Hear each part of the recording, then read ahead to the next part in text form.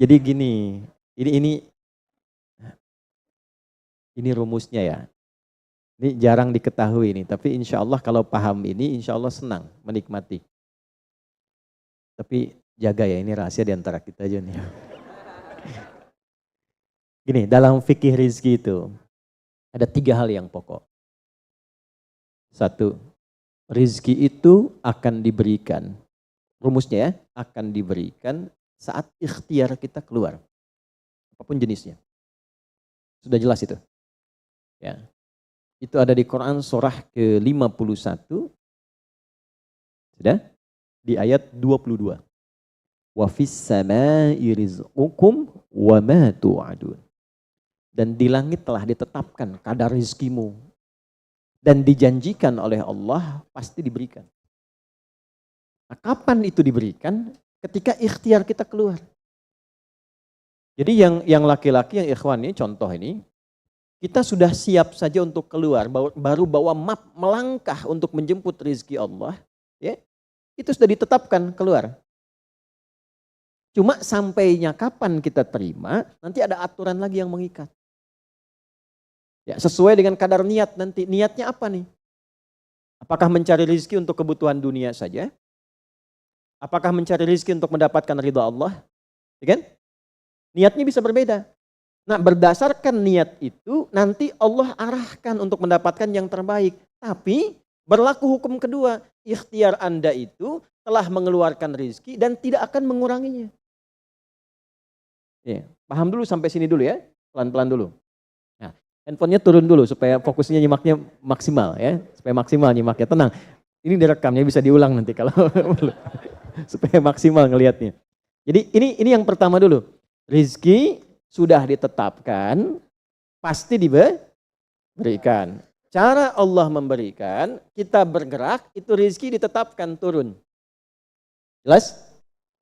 Nah, diterimanya oleh kita, nanti kembali berdasarkan ikhtiar kita dan niat kita untuk mendapatinya. Innamal a'malu bin, ya, itu dalil hadisnya. Jelas ya, sampai sini dulu. Yang kedua, rezeki tidak akan tertukar dan berkurang. Karena kadarnya sudah pas. Ya, tepat, pas. Tidak ada yang berkurang. Dan tidak akan tertukar. Kalau Anda yang berikhtiar, tidak mungkin datangnya ke teman Anda. Mustahil. Kalau kita yang berikhtiar, tidak mungkin kepada saingan kita. Itu mustahil. Ya, kan ada persaingan dalam bisnis kadang-kadang kan. Kalau Anda yang ikhtiar, tidak mungkin ikhtiar Anda hasilnya diberikan kepada lawan bisnis Anda. Itu mustahil. Pasti jatuhnya ke Anda juga. Tidak akan ke yang lain. Kecuali dalam satu bab rumah tangga. Ya, usaha ayah kadang diberikan rizkinya mengalir kepada anak, atau usaha anak akan mengalir kemudian dampaknya kepada orang tuanya. Itu sudah rumus. Ya, awas hati-hati. Jadi kalau Anda ingin mudah berkehidupan ke depan, didik anak dekat dengan Allah. Ketika anak itu jadi baik, keberkahan pada anak itu akan menular kepada kedua orang tuanya. Ya, Bapak Ibu pengen haji, nabung banyak, belum berangkat, sudah antrian panjang, kan? Tapi tiba-tiba ada orang yang tetangga anaknya penghafal Quran 30 juz, dapat hadiah haji, orang tuanya ikut, bapaknya ikut, ibunya ikut, gurunya ikut. Ya, jadi nanti ada 2 ayat di dalam Al-Quran yang menjamin usaha orang tua mengalir ke anak, usaha anak mengalir kepada kedua orang tua. Babnya keluarkan kalau ingin mudah. Nah, yang ketiga, nanti saya urutkan di papan tulis supaya memudahkan itu. Yang ketiga, ini yang paling penting untuk disadari, urut dulu ya. 1, rizki telah ditetapkan untuk diberikan sepanjang kita mau berikhtiar untuk menjemputnya. 2, rizki tidak akan berkurang dan tidak akan tertukar. Baik ya? Jelas sampai sini? Nah, ketiga, ini yang paling penting. Fokus ini dengan baik. Rizki akan ditentukan keberkahannya berdasarkan nilai keimanan seorang hamba. Catat ya, rizki akan ditentukan kadar keberkahannya. Saya bicara berkah dulu tuh. Berdasarkan kadar keimanan seorang hamba. Yang ketiga ini kaidah khusus yang membedakan antara beriman dengan belum beriman. Sebab kita bisa bertanya kepada Allah, ya Allah, saya sudah beriman. Ada hambamu belum beriman. Apa yang membedakan iman saya dengan hambamu yang belum beriman terkait dengan persoalan rizki? Maka turun nanti ada ayat tentang rizki yang dikaitkan dengan iman. Sekarang kita praktekkan pelan-pelan. Ada rizki. Ada yang namanya rizki? Ada ya. Nah ini ya. Ini bab tentang Anda nih. 1. Pasti diberikan sesuai kadar ikhtiar. Loh. Ya? 2. Sifatnya tidak tertukar. Ya, putri boleh tertukar, ada menteri yang tertukar, tapi tidak ada rezeki yang tertukar ya. Tidak tertukar sesuai dengan niat. Rizki nggak butuh alamat ya Pak, begitu dapat langsung diberikan. Karena malaikat tuh kalau sudah turunkan nggak mungkin salah alamat tuh, udah tercatat semua itu. Ya. 3. Kadar iman menentukan keberkahan satu rizki. Keberkahan rizki. Ini 3 ini. Ya. Ya, pelan-pelan. Ya, cara memahaminya bagaimana? Kalau ada yang bergerak, itu pasti rezeki diperintahkan ya untuk diturunkan. Tapi sekali lagi tadi, apakah itu akan langsung diterima atau nanti diakumulasikan, dikumpulkan? Yang dengan pengumpulan itu di titik tertentu Allah berikan. Jadi kalau Anda misalnya belum dapat hari ini, belum dapat hari besok, sepekan nyari nggak dapat. Tiba-tiba bulan yang ketiga dapat dan gajinya begitu besar tawarannya. Bahkan belum mulai udah dikasih ya pesangon misalnya untuk uang muka banyak sekali. Nah, cara memahaminya bagaimana? Bukan berarti ketika Anda dapat di situ besar, itu akumulasi kumpulan yang telah dikumpulkan dari ikhtiar Anda sejak awal. Paham nggak sampai sini? Paham ya? Nah, kenapa ada hukum demikian? Masuk ke sini dulu nih. Ya, saya mau tanya sebentar. Bapak Ibu, yang para ayah dulu ya, laki-laki lah terutama. Kalau mencari rizki dalam konteks bekerja ya, untuk materi. Karena rizki itu nanti ada ketenangan, anak-anak, keturunan itu rizki juga. Dalam konteks mencari materi, untuk makan, untuk minum dan sebagainya, saya tanya, untuk memenuhi kebutuhan hidup atau untuk mencari ridho Allah? Udah jujur aja, nggak usah. Bahas sini dulu. Udah, wajahnya nampak kok ini. Saya tanya, untuk kebutuhan hidup atau mencari ridha Allah? Nah, ini nomor 1. Nggak mau kalah dua-duanya. Ridha Allah. Ini sekedar dunia. Pelan-pelan ya. Ketika Anda mencari rizki hanya untuk dunia, maka yang berlaku hukum dunia. Ya. Semakin Anda bekerja keras, semakin Anda dapat. Semakin Anda kreatif, semakin mudah dapat. Ya, semakin pintar, semakin mudah dapatnya. Di sini tidak berlaku masalah iman. Karena semua sama, Allah tetapkan hukum dunia. Siapa yang bekerja keras, siapa yang mau kreatif, siapa yang punya inovasi, siapa yang makin pintar, mudah dia mendapatkan dunia. Ada ilmu menambah, dunia dapat. Man arada dunya, kata Imam Syafi'i, fa'alaihi bil ilmi. Siapa yang ingin menguasai dunia, dengan ilmu bisa dapat. Ini. Ada ilmu kreativitas, ada serius, sungguh-sungguh. Kerja yang serius, sungguh-sungguh. Itu kan? Di Tiongkok itu, kalau datang ke satu tempat, ketukin tiap pintu, nawarin barang. Ya, barang ditawarin, 1, 2, 3, 4, saking seriusnya. Orang mengerjakan apa, dia cari yang lain. Pernah dulu ada orang bukan muslim ke Saudi, mampir ke Jeddah hanya untuk lihat jemaah haji itu beli apa. Setelah itu dia pulang ke Tiongkok, ke Cina, ya. Musim berikutnya itu made in China. Semua buatan Cina tuh, yang tasbih Cina, yang sajadah Cina, dan harganya jauh di atas harga-harga standar. Itu tuh. Jadi kalau misalnya orang serius, sungguh-sungguh kreatif, inovasinya ada, bisa buat sesuatu yang orang lain nggak buat, dia bisa sukses. Hukum dunia. Gitu. Tapi semua apa yang didapatkan pun untuk memenuhi kebutuhan dunia saja.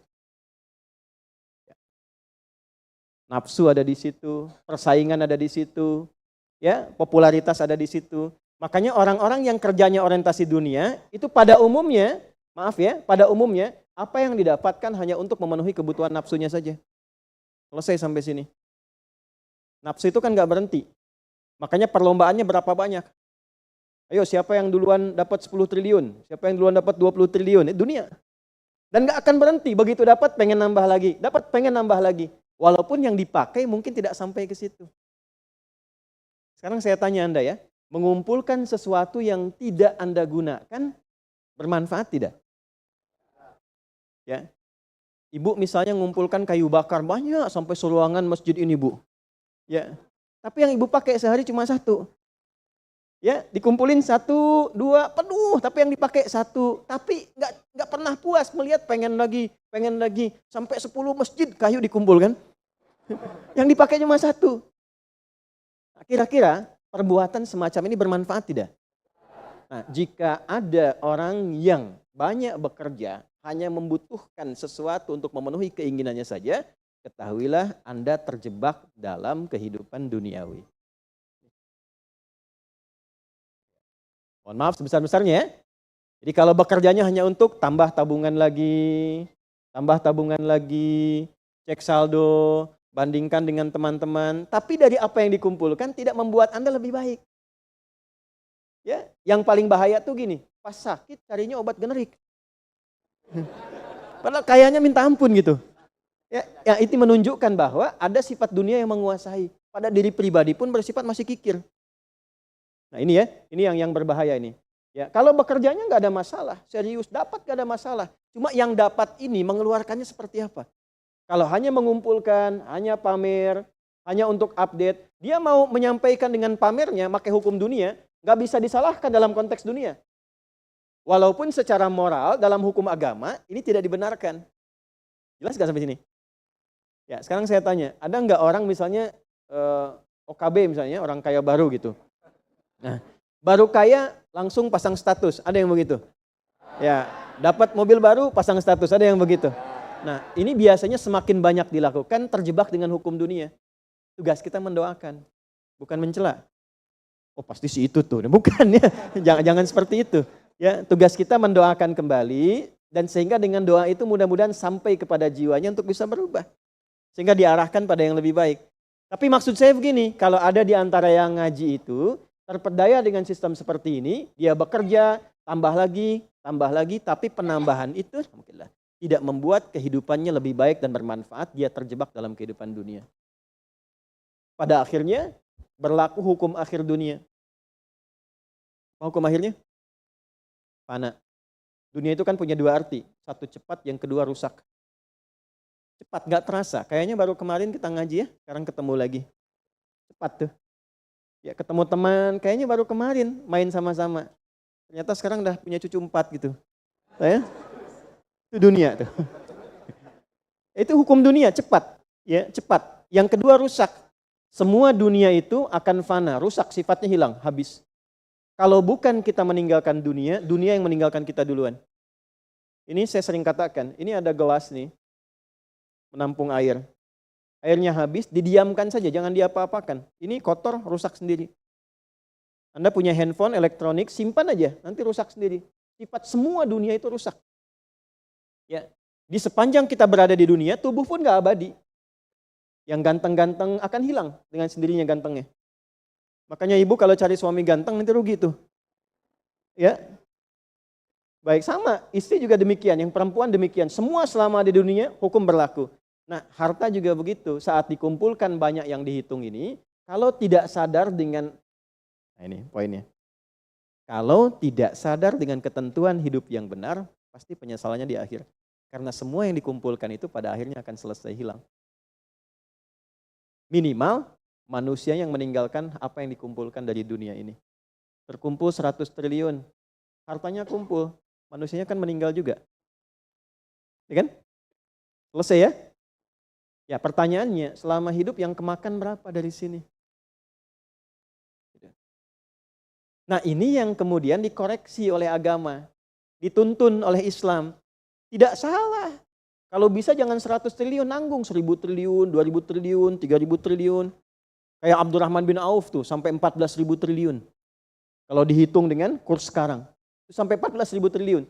Tapi ternyata apa yang dikumpulkan itu membawa keberkahan untuk dunianya plus membawa bekal kebaikan untuk akhiratnya. 1 dari 10 orang yang dijamin masuk surga tanpa hisab adalah orang paling kaya yang pernah hidup di muka bumi ini. Salah satunya Abdurrahman bin Auf. Hartanya kurang lebih sampai 14.000 triliun. Tapi bisa menggunakannya. Dunianya sejahtera, akhiratnya terjamin. Jelas sampai sini?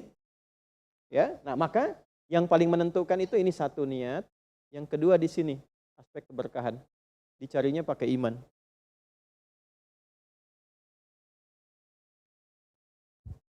Maka niatkan yang pertama, upayakan setiap pencarian itu gunakan fungsi imannya untuk mencari ridha Allah. Maka ayatnya akan pindah ke ayat 172. Ya ayyuhalladzina amanu kulu min thayyibati ma razaqnakum. Hei orang-orang yang beriman, pakai imanmu untuk mencari kebutuhan hidupmu. Nanti aku siapkan kata Allah yang sesuai dengan kadar imanmu. Karena itulah kadang kelihatannya begini. Kelihatannya mohon maaf ya Bu, Pak. Gak dapat lagi. Padahal sudah tahajud malamnya. Udah puasa, udah baca Quran. Lamar gak dapat lagi. Ini gak dapat lagi. Bukan karena ini Anda gak bisa dapat. Bukan. Karena belum cocok dengan iman Anda. Ini belum thayyib. Belum thayyib. Belum ada baiknya. Mungkin ada bagian dari usaha itu yang kurang cocok untuk iman. Tapi ikhtiar Anda mencari, itu oleh Allah ditetapkan. Setiap dia berangkat, tuliskan. Siap turunkan, siap turunkan. Cuma kapan diturunkan? Nah, itu kadang-kadang ada latihan untuk menguatkan keimanan kita. Sampai kita melewati semua perjalanan pencarian rezeki itu, baru diturunkan. Dan hebatnya, dalam mencari ini, Allah berikan bonusnya. Ada bonus pengalaman. Pernah sakit, pernah capek, pernah naik ini, pernah naik itu, tanpa sadar itu yang menempa dirinya menjadi sosok yang lebih kuat, lebih baik, yang ketika rezekinya diberikan seutuhnya, dia sudah bisa menggunakan rezeki ini sesuai dengan pengalaman sebelumnya. Nah, yang mahal tuh ini. Makanya Abdurrahman bin Auf itu kan diambil dulu, dirampas hartanya, berangkat 400 km, jalan kaki, nggak bawa apa-apa, dipakai dulu ilmunya, belajar dulu jadi penyalur, dapat upah, dapat bonus dulu, baru dipakai lagi. Tapi perjalanan itu menempa hidupnya dengan iman sehingga jadi orang terkaya yang pernah tercatat dalam kehidupan di bumi sampai hari ini. Jadi kalau satu kali Anda melamar kemudian ditolak pekerjaan, jangan langsung simpulkan tidak diberi. Alhamdulillah ya Allah yang telah memberikan kepadaku rizki yang baru berupa penolakan ini untuk menguatkan iman dan mentalku untuk menjemput rizkimu yang lebih baik daripada ini. Jelas ya? Nah ini poin-poin ini yang mahal. Nanti kalau sudah dapat ilmu ini, yang lainnya akan lebih mudah. Nah, jadi jangan disimpulkan, ya Allah aku sudah ngaji, aku sudah tahajud, kurang apa lagi? Sampai hari ini aku belum dapat. Nah itu sesuatu yang tidak tepat untuk keluar, tapi juga bisa dipahami karena boleh jadi belum mendapatkan pencerahan sesuai dengan bab rizkinya. Nah pada akhirnya dikembalikan, kalau sudah dapat itu ditanya balik oleh Allah, itu mau dipakai apa? Toh pada akhirnya aku yang cukupkan. Ya, falyanzuril insanu ila ta'ami. Yang pertama kebutuhan makan kita pastikan dengan baik. Allah yang kasih, masa digunakannya untuk mencari yang tidak baik? Jelas?